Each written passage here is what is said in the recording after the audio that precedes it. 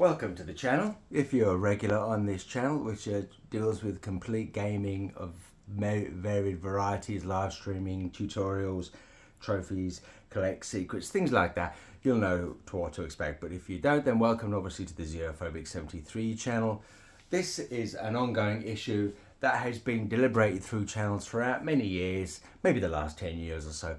But on today's date, which is the 11th of June 2023, in prime discussion, no particular reason why it's Sega Classics Collection on the PlayStation 2 or the GameCube's Star Wars Rogue Leader. No particular reason for that, just grabbed them at random. Just a little discussion I want to start with the community, again, about an ongoing issue, and that's physical media versus online services, downloadable games, things like that. So the pros and cons to both those. Obviously, first of all, the physicalities of having physical media is tactile, old school.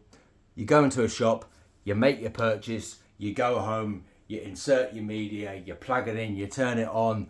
You therefore have that product, which strictly speaking, the product itself, the plastic, the soft plastic, the disc itself goes into your optical drive. It's physically yours. The actual media itself is yours. However, the media itself, the copyright, the lending, the actual proprietary content of that disc is not your ownership. It belongs to, in this case, Sony Entertainment, or in this case, Nintendo. More the sticklers for copyright side rant. So yeah, that's obviously the pragmatics of it. So yeah, as I said, recapping, it's very much on the move. So regardless, it's not licensed online. You don't need servers to activate that because it's a physical disc. It'll run on any machine regardless. It'll work on your neighbor's PS2, your GameCube, your own, etc, etc, etc. There's no licensed, warranted use of each proprietary piece of software. It is, as I said, cut a long story short, it's yours, end of story.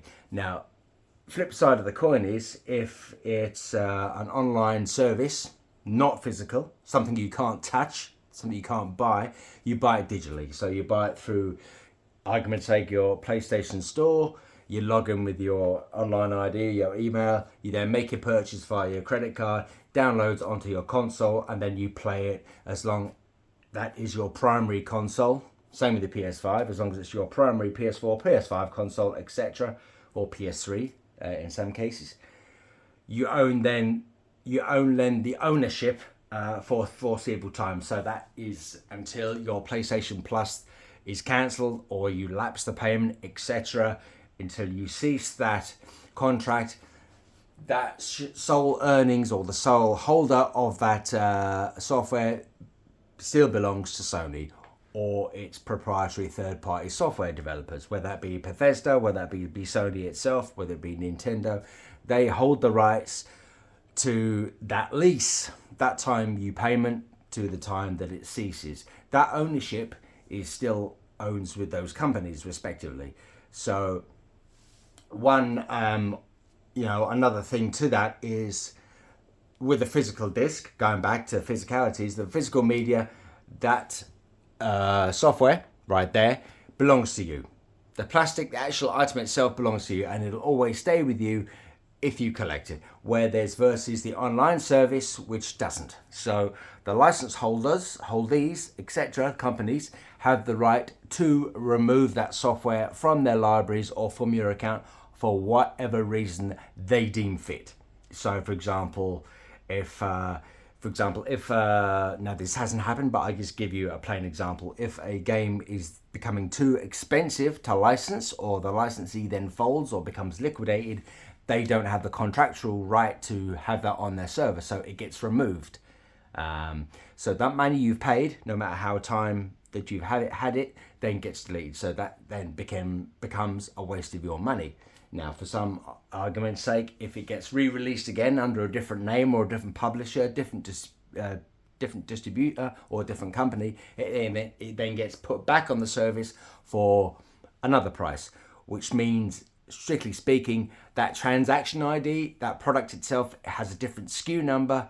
In other words, it's a different product. So they have an absolute right under law to sell you that again for another fee. And this could happen over a number of times, number of periods. It could be not only Sony, it could be another service, could be PC, could be Steam, whoever knows. The basic contractual rights are the same. So you, as I said before, you can sell on a physical product if you so wish and buy it up again later on if you want. That's your own admission. But when you're in a submissive contract, your rights then are out the window as far as the company is concerned. So that is the physical versus non-physical digital medias, the differences, the pros, the cons, etc. Now there are plenty of other examples that I could give. It would obviously make a much longer video. This is a short video today, but the conversation doesn't have to end there. So if you enjoyed this little rant from me, you can continue the conversation in the comments below. Start off a conversation if you want. See what you think. If you're new to the channel, I would appreciate you hit the like if you enjoyed the content and you've browsed the files, you browse the archives of the Xenophobic 73 channel and you like it. Please hit the subscribe. It's a little thing for you and it's a big thing for me, and it gives me encouragement to continue content as I see fit. As I said before, I do live streams. I do PlayStation 4 and PlayStation 5 tutorials regarding to the family management. So there's a big playlist of over 40 titles on that as well.